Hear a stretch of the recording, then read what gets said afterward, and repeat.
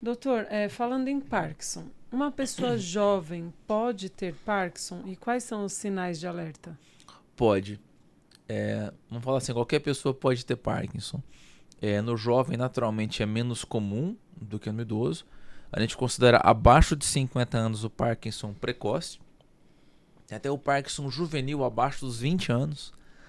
E conforme o tempo, a idade vai aumentando a probabilidade de você ter, tá? Os sinais mais óbvios são o tremor, que todo mundo conhece, a lentidão dos movimentos, a rigidez nas articulações para se fazer um movimento, geralmente de um lado só do corpo, inicialmente, para depois ir para o outro. Isso chama atenção, né? Você tem uma rigidez, uma lentidão, um tremor só de um lado para depois ir para o outro. E às vezes durante a caminhada a pessoa está como se estivesse com o braço meio congelado e o outro não, né? Ou aquele movimento do braço pode ser perdido no início.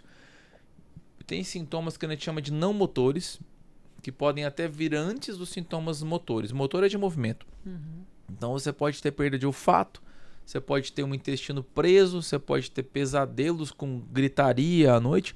Não é um pesadelo qualquer, a pessoa grita, às vezes bate no cônjuge sem querer ali porque está no meio do pesadelo. São alguns sinais que acontecem precocemente. Claro que isso pode acontecer fora do Parkinson, né? Então é porque você está com o intestino preso que você tem Parkinson.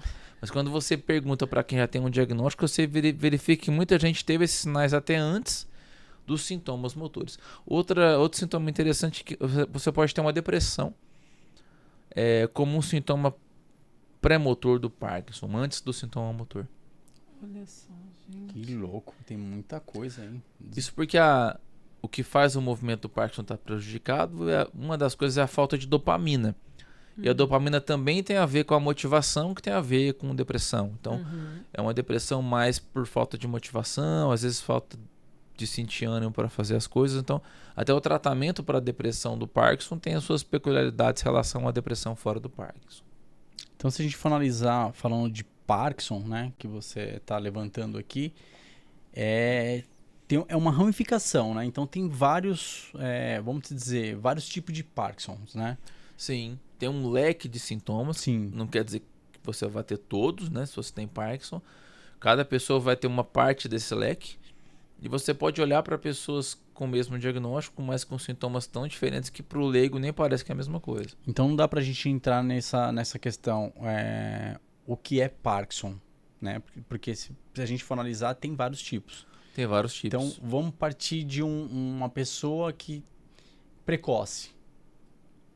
O fato de ser precoce ou mais tardio não impede também, você pode ter um precoce ou um tardio com mais tremor, ou com mais rigidez, ou com, né? Uma característica do mais precoce, geralmente, ele vai progredir mais lentamente. Então, a pessoa com diagnóstico de Parkinson com 30 e poucos anos, ou com 20 e poucos anos, ela geralmente vai ter uma piora mais lenta, né, e vai demorar mais para ter uma limitação maior, tá?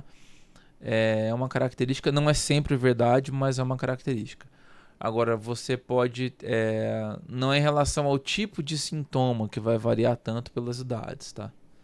Não é Doutor, a tônica. e tem um mito que ronda entre o pessoal, eu não sei se é mito ou se as pessoas confundem o que é Parkinson e o que é Alzheimer.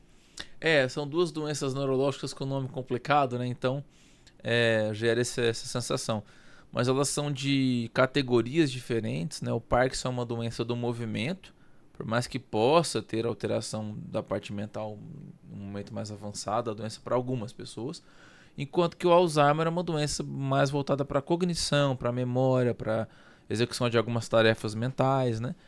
E quando as duas acontecem em conjunto, a gente tem que tomar cuidado, porque pode não ser as duas em conjunto, pode ser o próprio Parkinson numa fase avançada com uma demência que o próprio Parkinson pode ter, ou pode ser alguma doença como a demência com corpos de Levy, que é outra que mistura sintomas de Parkinson com Alzheimer, vamos simplificar desse modo. Então, se você tem um familiar que recebeu os dois diagnósticos, é preciso ter cuidado. É possível, mas tem que ter cuidado para ver se é isso mesmo. Então vamos partir do princípio. Como é feito o diagnóstico de Parkinson? É uma coisa curiosa que uma doença complexa, neurológica, né? A gente vê tanta tecnologia, uma cirurgia de implante, vai lá, deve ter um exame, né, caro, sofisticado, que vai lá e diz. Não é isso. É consulta. É a medicina, a boa e velha medicina de você ouvir uma história, de você conhecer a doença para você buscar informações que a pessoa não te diz espontaneamente, né? Isso é um grande diferencial.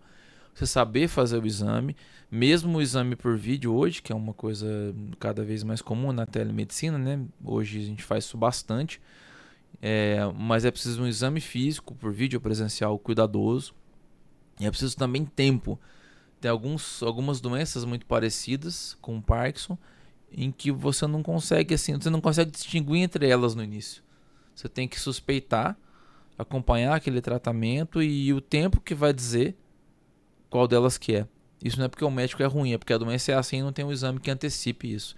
E os exames que as pessoas fazem para falar que fizeram um exame que mostrou Parkinson não é assim. Você pode ter feito um exame que mostrou um grupo de doenças parecidas com Parkinson. Parkinson é só uma delas. E esse exame não é necessário geralmente.